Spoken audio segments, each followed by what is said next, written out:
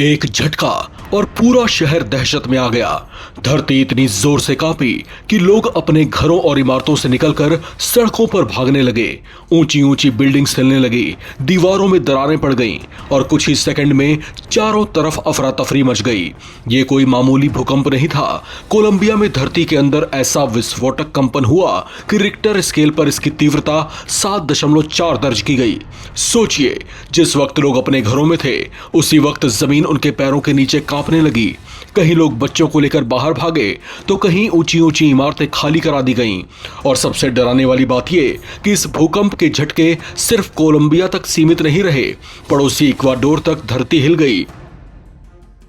अब सवाल है, आखिर धरती के अंदर ऐसा क्या हुआ कि 7.4 की तीव्रता से कोलंबिया दहल उठा? कहां था भूकंप का एपिसेंटर? कितनी तबाही हुई? और क्या अभी आफ्टर शॉक्स का खतरा मंडरा रहा है? देखिए इस वक्त की सबसे बड़ी अर्थक्वेक अपडेट।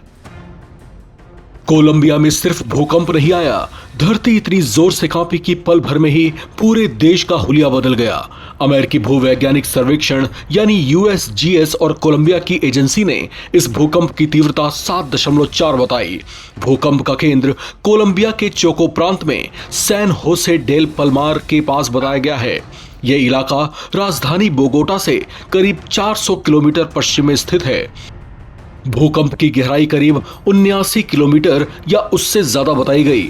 जैसे ही धरती हिली, लोगों में अफरा तफरी मच गई।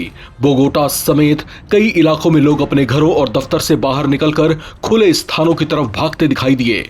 कई जगहों से इमारतों में दरारें आने की खबरें आई हैं। काली, अर्मेनिया, पेरेरा और मेडेलिन जैसे शहरों में भी नुकसान की जानकारी सामने आई है। चोको की राजधानी क्विब्दो में भी इमारतों को नुकसान और लोगों के घायल होने की रिपोर्ट सामने आई है। सबसे ज्यादा चिंता अब आफ्टर शॉक्स यानी भूकंप के बाद आने वाले झटकों को लेकर है।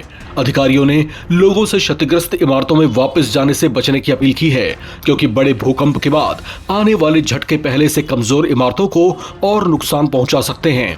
इस भूकंप का असर कई बड़े शहरों तक महसूस किया गया। काली में कई इमारतों के क्षतिग्रस्त होने की रिपोर्ट्स आई हैं और कुछ जगहों पर लोगों के फंसे होने की भी खबरें हैं। मनीजालेस में एक कैथेड्रल के टावर के हिस्से के गिरने की जानकारी सामने आई है। कई इलाकों में एहतियात के तौर पर लोगों को इमारतों से बाहर निकाला गया।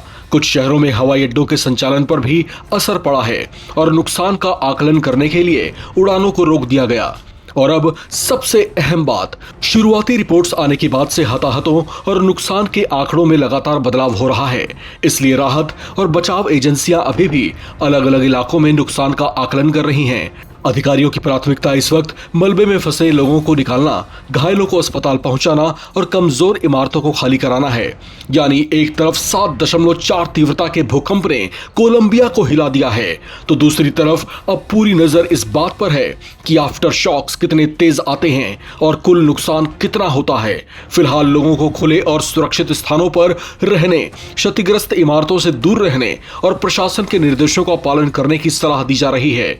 कोलंबिया में आए शक्तिशाली भूकंप ने एक बार फिर दिखा दिया है कि कुछ सेकंड की धरती की हलचल कितनी बड़ी तबाही ला सकती है। कोलंबिया से इस वक्त की सबसे बड़ी खबर 7.4 का भूकंप, इमारतों से बाहर निकले लोग और कई इलाकों में नुकसान की तस्वीरें सबको दहला रही हैं। नवभारत टाइम्स की खबरें देखते रहिए, बने रहें नवभारत टाइम्स के साथ।